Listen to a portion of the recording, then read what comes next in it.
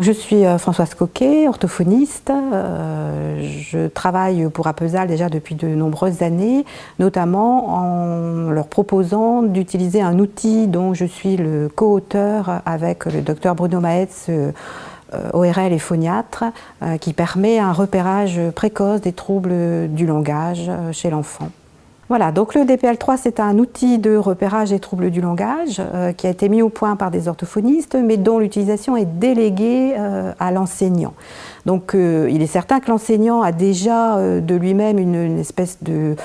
connaissance intuitive des performances de l'enfant au niveau du langage, mais cet outil-là, qui a donc été construit, validé statistiquement, lui permet de formaliser cette impression à partir de points de repères qui ont été sélectionnés, qui sont d'une part tous les mêmes pour chacun des enfants, alors qu'une impression peut-être plus personnelle ne va pas être identique d'un enfant à un autre. Et du coup, sa construction et sa validation statistique permet aussi, par l'attribution de points et la détermination d'un score, de définir des seuils qui vont déclencher des procédures de signalement. Et cette procédure de signalement va donc être étayée par l'utilisation d'un outil construit d'une façon réfléchie. Donc il est construit sur le principe de l'observation dans des situations de vie quotidienne, donc la situation de classe, sans pour autant placer l'enfant dans une situation artificielle de test, mais l'observer dans des temps particuliers, l'accueil, le lever de sieste, les ateliers graphisme, les ateliers jeux, l'heure du conte, où l'enseignant pourra, en s'appuyant sur les questions qui sont listées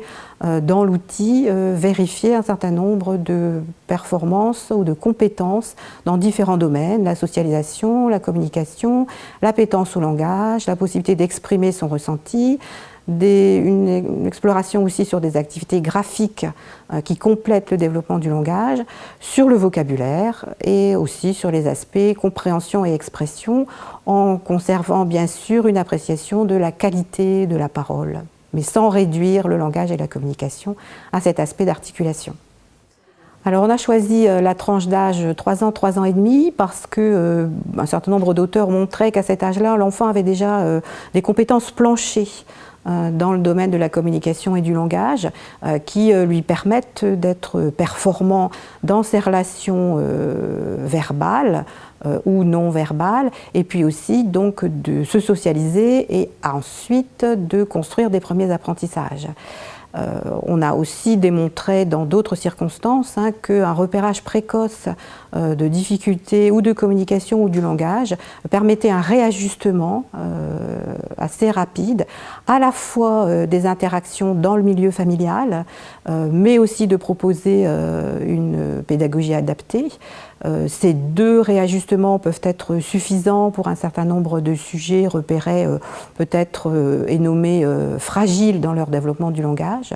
Et puis ces propositions-là sont aussi complémentaires à des orientations dans le champ du soin pour des bilans diagnostiques, pour d'autres qui seraient déjà plus en difficulté.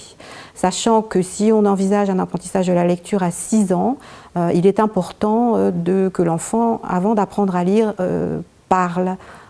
du mieux possible et à sa disposition un code de la langue qui soit quand même déjà bien ajusté et bien structuré, et surtout ce soit inscrit dans la communication. Alors je crois que ce qu'il faut déjà, c'est que les parents soient bien conscients que l'apprentissage du langage, ça se fait avant tout et surtout à cet âge-là dans le milieu familial. L'école, bien entendu, apporte des choses, mais sur d'un autre niveau. Donc un des premiers axes, c'est de proposer aux familles d'être très à l'écoute de ce que l'enfant a à dire, de lui laisser du temps pour parler, et puis d'être aussi très proche d'eux pour leur apporter du langage, c'est-à-dire ne pas hésiter à nommer les différents objets, expliquer ce qu'ils sont en train de faire, raconter des histoires, sachant que ce n'est que parce que ça sera fait dans une relation vraiment très proche parent-enfant que ça va être très très intéressant. La télévision, qui effectivement nomme et raconte, reste quand même un objet complètement extérieur et qui est peu favorable au développement du langage. Et puis l'idée aussi, c'est d'encourager les parents à s'intéresser au contenu de ce que l'enfant a à dire et pas tant à la forme. Et à ce jeune âge-là, c'est le contenu qui est important. Et d'envoyer des accusés-réceptions, oui, j'ai entendu ce que tu m'as dit, ça m'intéresse, on peut en parler, et puis éventuellement, bien sûr, de reformuler ce que l'enfant a dit, ou de redonner les mots corrects, ou de redonner les phrases dans leur bonne construction, mais sans obligation de répétition, encore une fois.